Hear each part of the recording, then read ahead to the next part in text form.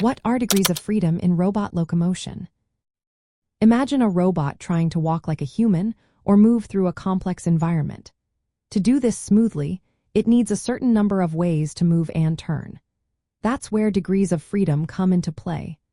Degrees of freedom in robot locomotion refer to how many independent movements a robot can make to change its position and orientation in space. Think of each movement as a separate option the robot has to position itself. For example, moving forward or backward, side to side, or rotating around an axis all count as different degrees of freedom. In three-dimensional space, a rigid body has 6 degrees of freedom. 3 are for moving along the X, Y, and Z axes, which are forward, backward, left, right, and up, down. The other 3 are for rotating around those axes, known as pitch, yaw, and roll. When designing a robot, especially a humanoid or bipedal robot, engineers look at how many of these movements can be controlled through joints and links. Each joint adds a certain number of degrees of freedom. For example, a robot's hip joint might have 3 degrees of freedom, allowing it to move forward and backward, side to side, and rotate. The knee usually has 1 degree of freedom for bending and straightening. An ankle can have 2 or 3 degrees of freedom for tilting and rotating.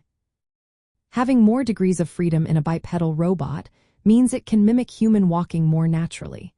It can balance better, turn smoothly, and walk over uneven terrain. But adding more joints and degrees of freedom also makes the robot more complex to control and build. Engineers need to find the right balance to make the robot versatile without making it too difficult to operate. Understanding degrees of freedom helps improve how humanoid robots walk, turn, and avoid obstacles. Robots with enough degrees of freedom can perform tasks that requiring precise foot placement and balance. This makes them useful in environments designed for humans, like homes, offices, or hospitals. They can even help with tasks that need delicate movements or navigating tricky spaces. In short, degrees of freedom in robot locomotion are the different ways a robot can move its body parts. For bipedal robots, these movements are key to making walking look natural and maintaining balance. Each joint adds specific motions, and together, they allow the robot to walk, turn, and adapt to its surroundings. This is what makes humanoid and AI robots capable of more human-like movement and interaction.